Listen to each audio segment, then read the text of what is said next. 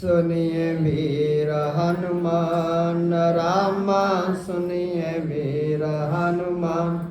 राम लक्ष्मण सीता से सदा करो कल्याण, सियावर राम जय जय राम। मेरे प्रभु राम जय जय राम, करो कल्याण जय जय राम। श्री कार्तिक महात्म्य। प्रभु बोले कि हे मुनीश्वर, आपने कार्तिक मास के फल जितने भी हैं उनका वर्णन किया है। अब आप स्नान करने की विधि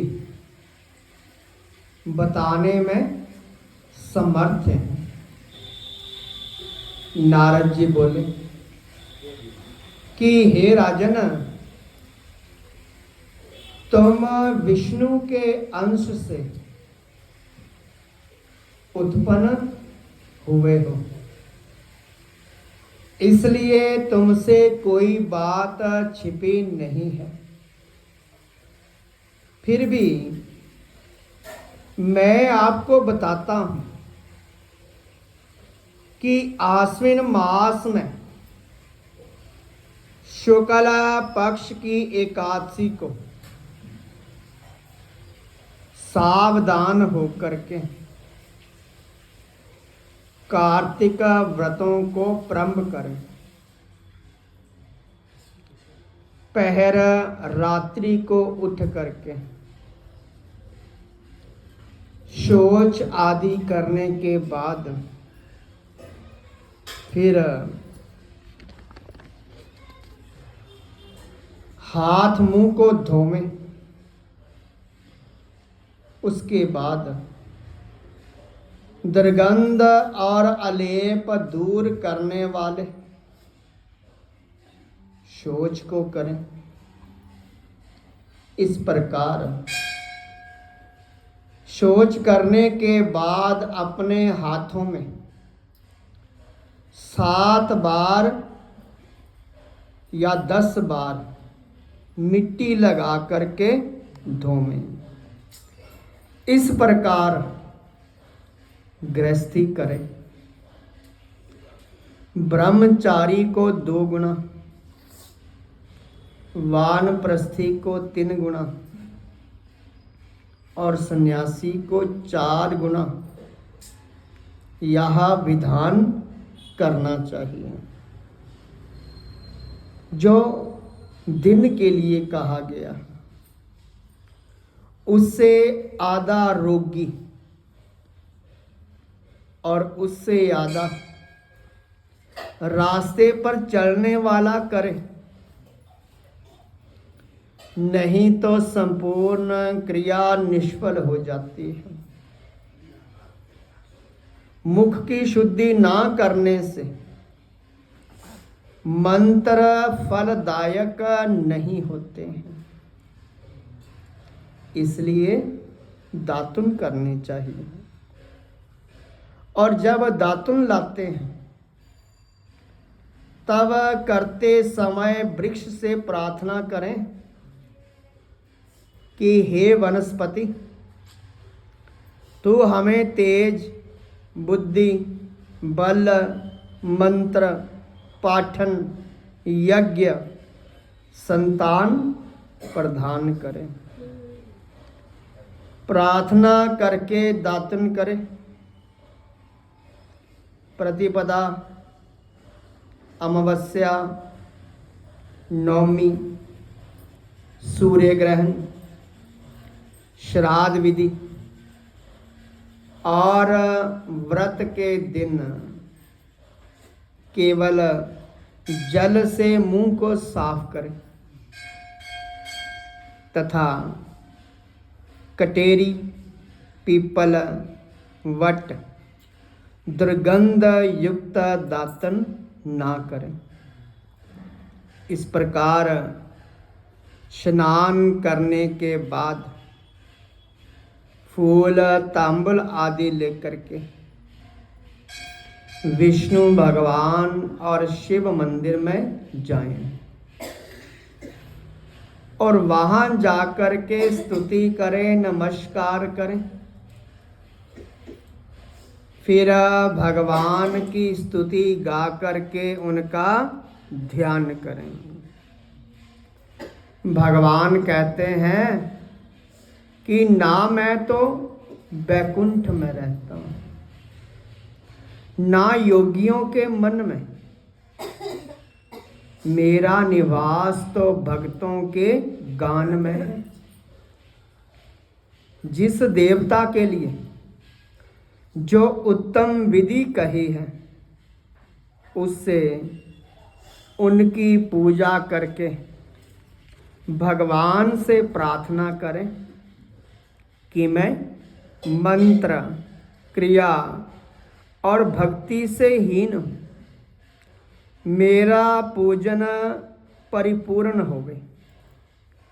इस प्रकार जो मनुष्य कार्तिक मास में व्रत करके पूजन करते हैं, वे अपने पूर्व पुरुषों सहित निष्पाप होकर के वैकुंठ लोक को चले जाते हैं।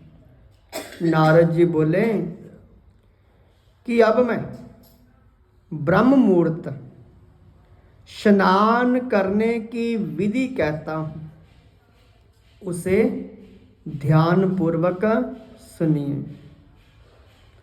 2 घड़ी रात शेष रहने पर व्रत करने वाले मनुष्य को तिल, कुशा, अक्षत, फूल, धूप, दीप आदि लेकर के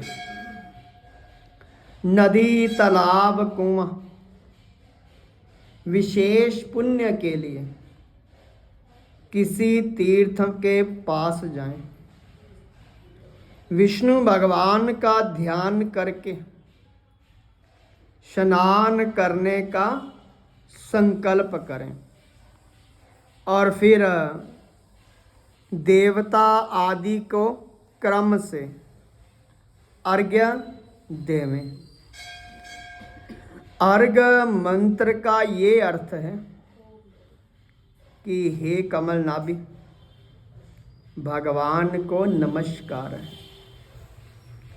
हे ऋषिकेश, आपको नमस्कार है, मेरे अर्घ्य को ग्रहण कीजिए। वैकुंठ, प्रयाग, बद्रिका आश्रम में जहाँ विष्णु भगवान ने 3 पैरों को स्थापित किया, वहाँ सब देवता मेरी रक्षा करें और भगवान को नमस्कार करके जल में स्नान करें और भगवान से प्रार्थना करें कि हे भगवान, आपके अनुग्रह से मेरे सारे पाप दूर हो जाएं और आप राधा सहित मेरे दिए हुए अर्घ को स्वीकार कीजिए। इस प्रकार पूजा करके नाभि तक जल में घुस करके विधि पूर्वक स्नान करें। गृहस्थी तिल व आंवले का चूर्ण मलें और स्त्री, विधवा स्त्री तथा सन्यासी को तुलसी की जड़ की मिट्टी लगा करके स्नान करें। परंतु सप्तमी, अमावस्या, द्वितीया, दशमी और 13 को तिल और आंवला नहीं लगाना चाहिए। स्नान का मंत्र है कि सभी पापों को नाश करने वाले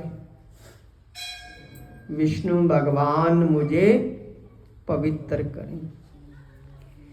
बीज रहस्य यज्ञ सहित सब देव मंत्र कश्यप मुनि और देवता मुझे पवित्र करें।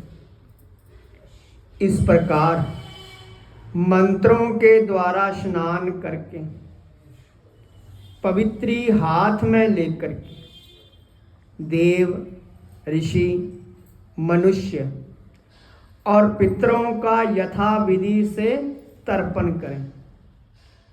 फिर जल से बाहर निकल करके पवित्र वस्त्र धारण करें और प्रातःकालीन कर्मों को समाप्त करें।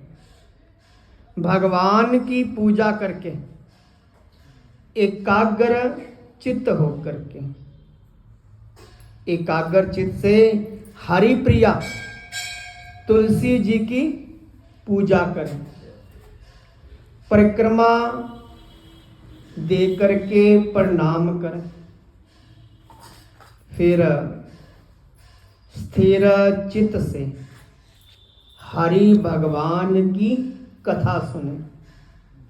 ऐसे जो कोई भक्ति पूर्वक कार्तिक का व्रत करते हैं या कार्तिक कथा को सुनते हैं, वे संसारिक सुखों को भोग करके अंत में वैकुंठ लोक को चले जाते हैं। बोलिए श्री विष्णु महान राज की जय। कथा विराम हो।